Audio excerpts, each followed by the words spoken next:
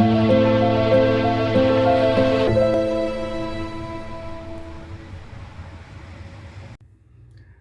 everybody, welcome back to my channel. How are you all doing today? I am feeling better from last night, and my body is screaming at me to stay home and relax. But I think I should try to see a doctor, or maybe try to get some advice on whether or not I need medication. I feel much better. Things are working much better, but I don't want to let this slip in case it turns into something else or something bigger and more serious. I think I should take care of it. If I don't see a doctor today, I'll probably go tomorrow. But I really want to see one today. It's not the right weather for me to go out and look for a doctor. It makes it hard. Driving, especially in this weather. I'm okay with it, but sometimes other drivers are not, and it really distracts. So yeah, I'm not big on doctors. I don't really have one, so I have to pick and choose very carefully. And my doctor retired about 10 years ago, and he was one of the best guys. I've always had such wonderful doctors, and so when he retired and went on to do something different, my mom and I were lost. So it was hard to find another good doctor. My mother never found a good doctor to replace him. And quite frankly, I don't really ever get sick. And usually if I do, it goes away before I require the attention of a doctor. So go and figure. Anyway, I just thought I would get out there and get a little ill, and I have a couple of things to do today. I could put them off, but I think I'll try to get them done today, because I don't want to, be running out of things over the weekend, because I don't know, I have a little bit of a busy schedule next week, and so, guys, I'm not looking forward to it, but it seems that I've had back-to-back appointments every week this month. Almost every day this month. But I don't like having standard appointments one after the other. I'm going into my 5th appointment this month, and I feel like I want to go somewhere and hide where nobody can find me. But there's just routine health care and dental care and routine business that I have to take care of. So what can I do? Anyway, I had a short video for you last night, and I apologize for that, but I was really under the weather. I didn't know if I was going to be able to make it home without stopping off at emergency, but I'm okay. Sometimes I worry for nothing. I'm a big worrywart. But anyway, I think I'm going to catch up with you a little bit later and see where my day is going to be heading. So far, it's not great. I've been putting off leaving, but I'm going to go, because if I don't, I'm going to get stuck in traffic. So I guess I'll see you guys later. Bye-bye. Hi guys, there's been another little delay. I have to wait for my phone to charge a little bit. And I have been going over all of the channels that I subscribe to. And it's amazing that my favorite channels of all time are, it's weird. They're either mother-daughter or father-daughter teams, so to speak, who each have their own channels, but they come together, they pull together, and they turn out such great videos. I love it when they visit each other's channels. And, I guess I've become obsessed also with The Sims and the characters. I love those channels, and house cleaning. I'm watching those mainly so some of it can rub off on me, the motivation, because I tend to let things go, like big jobs, finding my kitchen light fixture. That's going to be a big job, so I'm putting it off. changing all the light bulbs that are dead. That's going to take so long, and I've been putting it off since the summer, guys. I hate doing that. The filth and the dust, and I have to get way up high. I don't like that. And, you know, when those channels come together and provide content that I can relate to and, you know, shed light on things that I go through every day, it makes me have a connection. It makes me feel as though I have a connection with that content creator. And I want to give shout outs to all of them. I think they may know who they are because I've narrowed it down quite a bit. Those are my favorites. The other favorites, you know, people who have families and are decorating, and I love watching that. I love decorating, interior decoration, and cooking, and, you know, they all know who they are because I comment on their channels from time to time, so they know who I am. I want to thank them all for providing such wonderful content that makes me feel at home every time that I visit their channels. And some channels that I've recently subscribed to are also so interesting. I love them. And I can't believe that they were out there for the amount of time that they were, and I never came across them. So it's unbelievable how you can stumble across nice content just by, you know, drifting into another direction on YouTube. Sometimes gaming. I like it when they come out and represent issues that are going out in their real life. I like it when creators who create game content do step out of their typical, you know, their typical content and add all the more to it. I love that. I love surprises. And I don't know, what can I say? I just really enjoy the channels that I follow. Also the channels that go around the world and talk to everyday people all over the world and really try to get a grip on their situations. You know, one of them that stands out to mind is Indigo Traveler. Is that the name of it?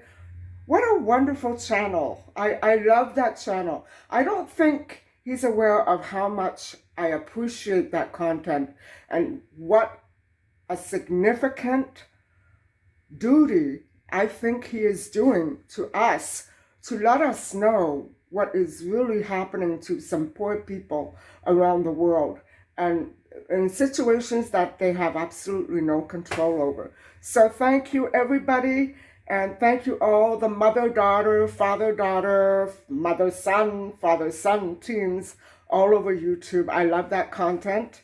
And I love it when the family members come together in videos, even though they all have their own channels. I love that. So anyway, guys, I think my phone is charged. So I'll see you a little bit later. And have a good day meanwhile. Bye-bye. Hi, guys. I'm just stopping off along the way for a quick coffee. And I'm having doubts as to whether or not I should have one, but maybe, you know, my bladder situation is doing very well today and I'm not having any of those issues. Anyway, I'm going to stop off and pick up a couple of things, and I would probably go to the New Winners again today, but the weather just doesn't do it for me. I don't want to do that. Plus it's out of town, so that makes a big difference into the way I'm feeling, especially. So hold on, and we'll be there shortly. I just have to pick up a couple of things, and I'll do that after I get my coffee. But I don't know, I'm having second thoughts about having coffee. I don't know if I'll skip it. I'll see you later.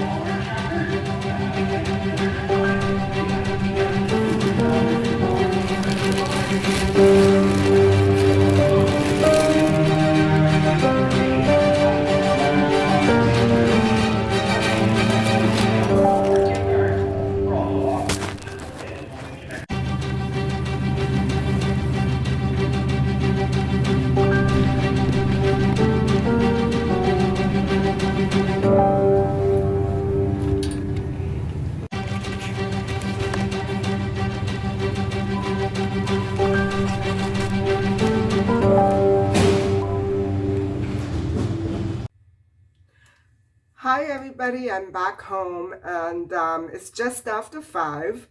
So I did a little Walmart haul. It's not much, but I kept forgetting these items every time I went, and so I thought I would let you have a look. And it's more things, you know, for following the Starch Solution program. And so here they are. Let me just switch around and I'll show you. So, you know, one of the items that I kept forgetting were lemons, and I don't know what it is. It gets to the point where every time I go, I take advantage of the fact that you know, I have a little lemon juice. I have a couple of lemons, and I never really stock up on them very well. These are just a few, so I bought 6. And I need some for juice and some for, you know, cooking. And I don't really take lemon juice every day anymore, but I still like it in my water from time to time. And it does feel good when I'm drinking lemon water. I love that. And here is the vanilla cashew milk that I've been wanting to try.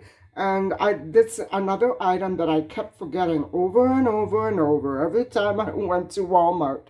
And so here it is. I finally decided to try it out. And I picked up some more cucumbers. I'm almost out of my pickles, so I need to do a little more. And it's one of my favorite snacks. And I'm going to try not to make it as salty this time. And just, you know, cut them up the way I usually do, but be a little less, you know, generous with the salt, because it can really add up, and it makes my face puffy. And here are more yellow potatoes. I have no potatoes left, actually. I have just a couple. And so these are my favorite. I'm going to start buying these ones more often, along with the red potatoes, which I also love. And then I keep forgetting onions. I cook with these practically every day. So I only have 1 left, 2 left, something like that. And I didn't want to run out over the weekend. So here they are. And then I decided to pick up some of my favorite gum, which is very hard to find. And so chocolate mint is such a good flavor, and it lasts. It doesn't go weird or wonky after half an hour. It really lasts. And I love the taste of chocolate and mint together. I'm not that fond of mint on its own. I don't know why. I like mint, but with chocolate, it's irresistible to me. So there's my little haul. And so altogether, guys, that came out to be, all those items came out to be $33.14. So not too bad. Not too bad. I hope the cashew milk is good, because it was heavy. So I'll let you know how it tastes. I'll try it out later on, and I've never had it before, so there's always a first for everything, right? I'm also going to start making my dinner. I'm going to have one of those frozen bean burgers and potatoes and some broccolini, so nothing special. And so I'm just going to have a seat and relax a little bit. My bladder situation is kind of back to the way it was yesterday.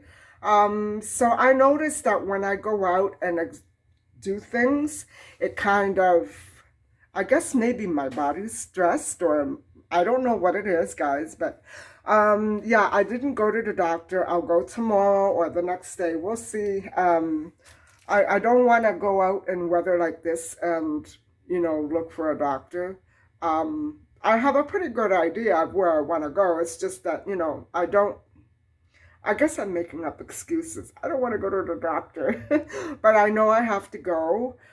Something tells me it's not an infection, and that's why I'm scared. I'm putting it off. What if it's going to be like this forever? Thankfully, I'm not having pain, but I don't want it to start doing that, so I better go as soon as I can. Anyway, I'll talk to you in a little while.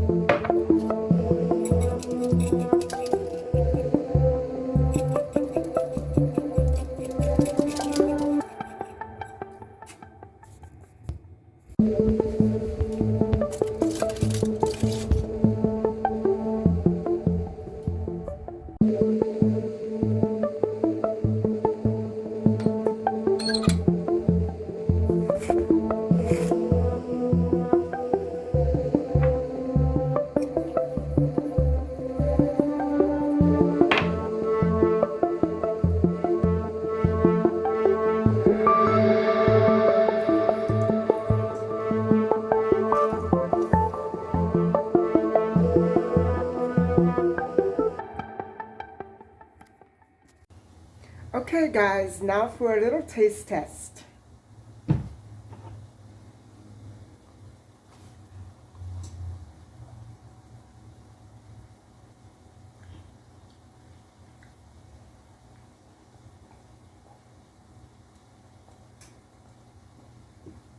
I like it. And so, guys, getting back to what I was talking about in another video, the kaikion was a drink that was passed around in a celebration for harvesting, and it was actually honoring the goddess Demeter. But what I found out was that this ritual is so weird because even though it was made for with grain, barley, oats, whatever, and some of it solidified in the bottom, it was meant to be almost as a nourishment, a celebratory beverage, maybe even they called it libation.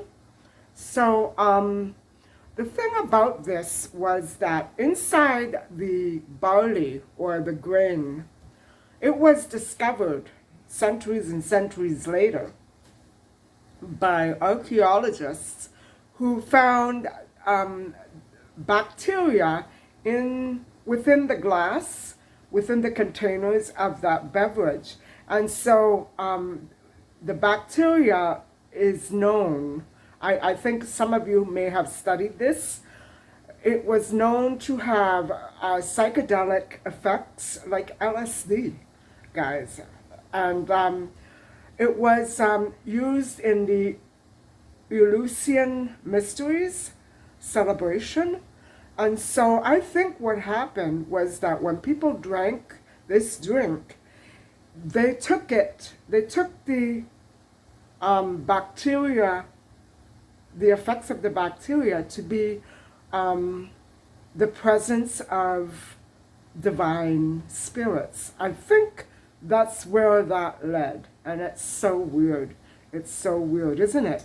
I'm sure that we're all much more better educated now to know that bacteria can cause some pretty serious side effects to any part of your body.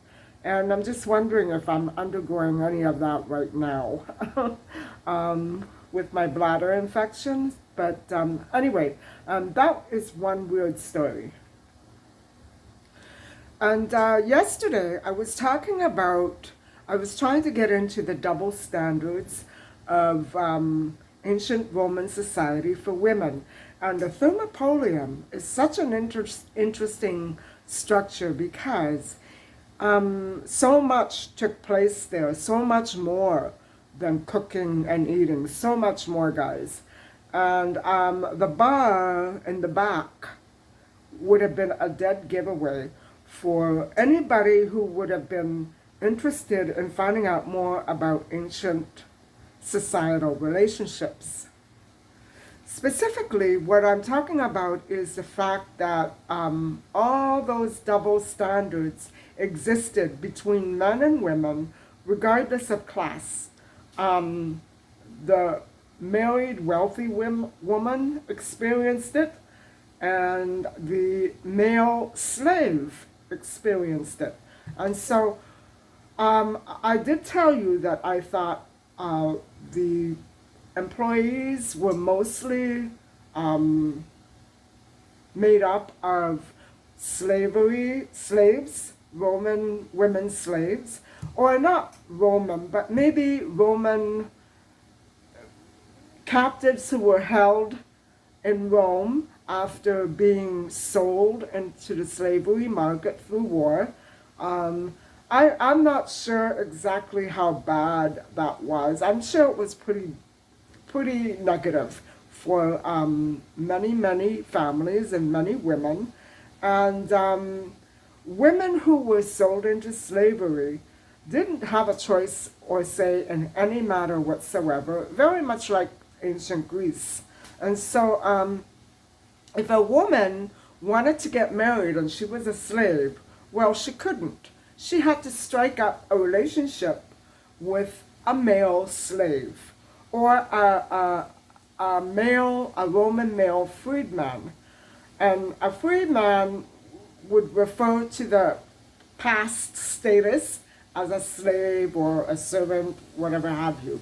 And so it was much worse for a woman, because if she should bear a child out of wedlock, which was usually the case, especially after these questionable encounters, she was just stuck there. And unless this gentleman married her or got out of slavery, became free, and married her, she had no way of achieving that freedom from being a serf or a slave. It was really tough. And so can you imagine what women who served food and beverages in that fast food environment must have gone through? The double standards didn't actually stop there, though. If a man wanted to become free from slavery, I believe one of the conditions was time. I'm not sure, it's not altogether very clear, but after a certain amount of time, a man could become free of slavery and just go along his merry way. He could either marry or stay single. It didn't matter to a man, but a woman could not ever achieve freedom unless she married. She had to be married, and she couldn't marry unless she became free. What a catch-22 situation. Such a double standard as well, but it was bad for both male and female slaves that had to go through that.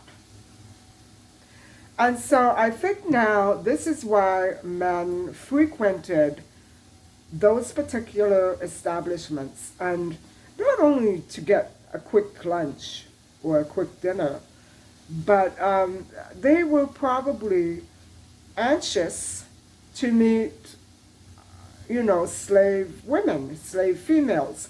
And for a female, if she didn't work at the diner, she worked at a farm, or she worked at a villa for a wealthy family, or she was a gladiator. Can you imagine? A gladiator,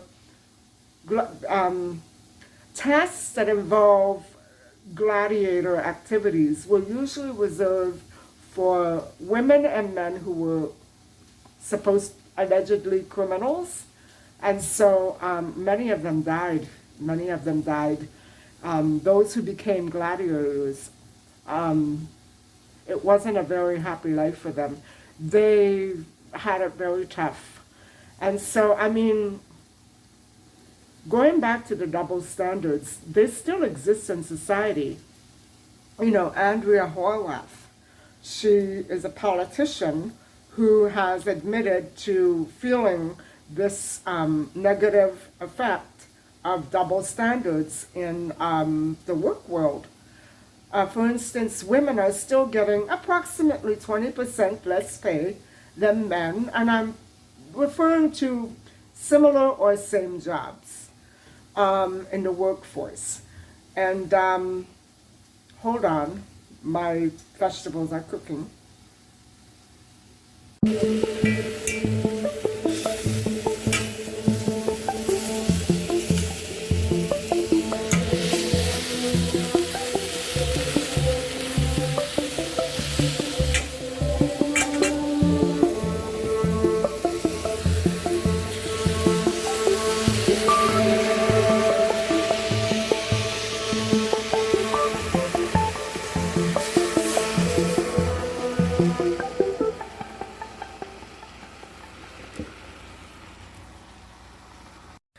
And so getting back to the double standards, a female employee of the Thermopolium was expected to seek out intimate relationships with these male counterparts who came into the establishment and looked for food and friendship. And so, as I was saying, women were expected to carry on with these male customers, or they probably were friends too, you know, living in a small community, and you get to know people on an everyday basis, a friendly basis. Still, if a woman were to have bear a child out of wedlock, that man, whether he be a freedman or a slave, had the choice whether to walk out on her or to marry her and take care of the child. So it's my opinion that most likely men who had become slaves out of misfortune and not because they were criminals or whatever, they were probably more sincere and probably ended up marrying the women that they met in those establishments. And, you know, if whatever the case was, a man was never judged the way that a woman was. I mean, he may have drawn anger from some circles from time to time, but a woman would have had that big scarlet letter patched to her chest forever, because women were just so harshly judged. They were expected to carry on and have children, whatever have you, but if it happened, then they were harshly criticized. So it was a very bad catch-22 situation and completely double standard. Today, it also exists. Studies have shown that young men and young women or teenagers in the peer group situations were both, you know, they were treated differently and they viewed things differently. For instance, physical intimacy was absolutely despised and discouraged by female peer groups. On the other hand, in male peer groups, it was absolutely glorified and praised and encouraged. And yeah, we're rooting for you. And, you know, sometimes it's not the best of situations, and still they're cheered on.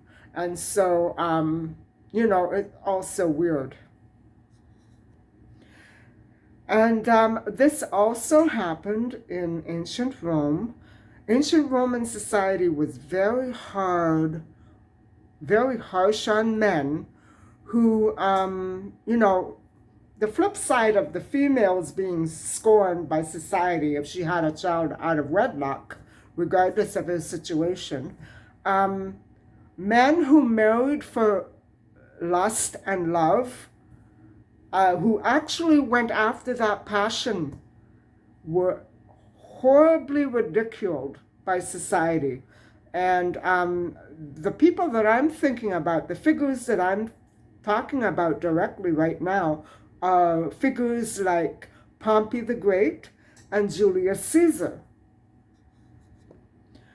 Pompey the Great married a woman, it wasn't his first marriage, who was younger than himself. And he spent so much time taking care of her desires and her whims and her requests that he began to become hated by some men in the political party in which he was working in, probably all around too. And Julius Caesar as well fell head over heels for Cleopatra. And so he had a child out of wedlock with her.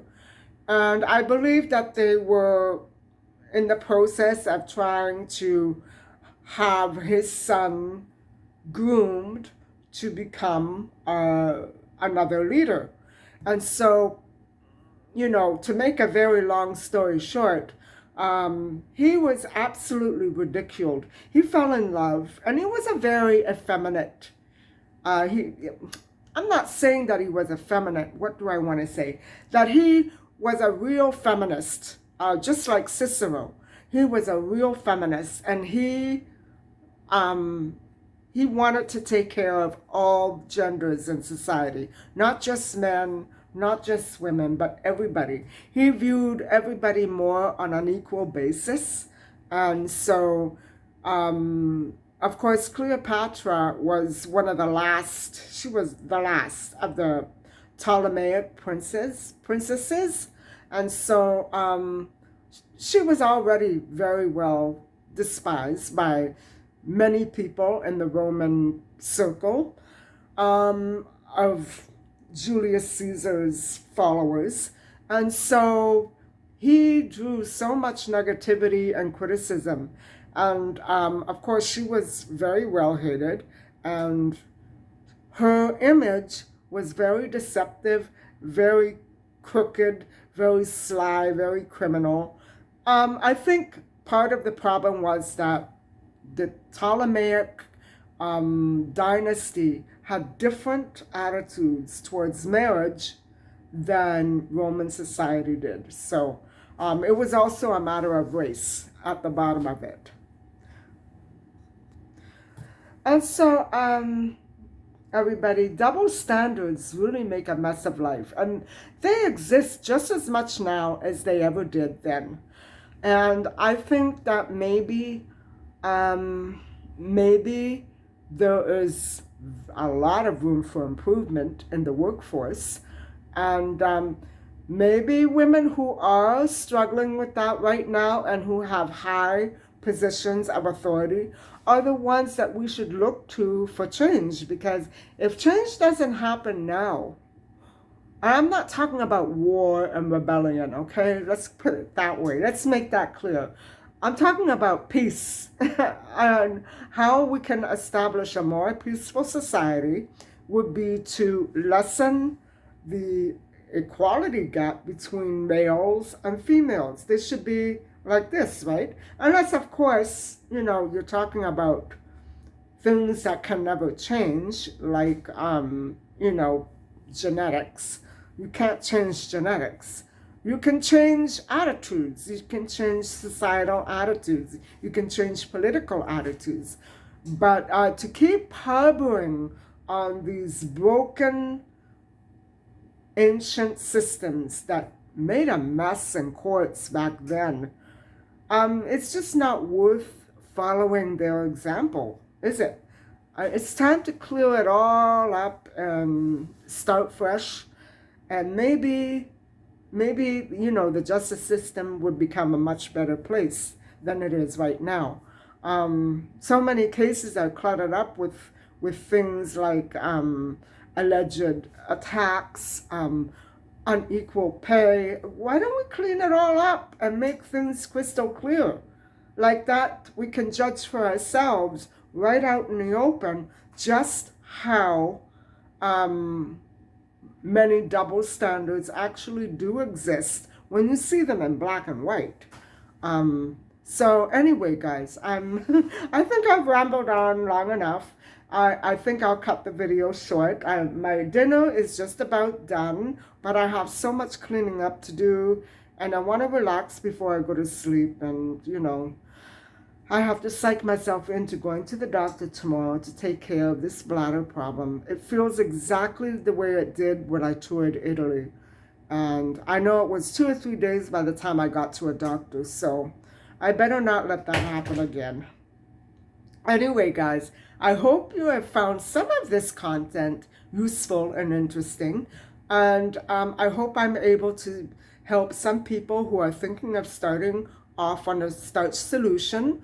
Any questions, I would be glad to answer. If you have any more ideas about content or anything else, please let me know in the comments below. And thank you so much for watching. And please don't forget to like and subscribe. Bye for now.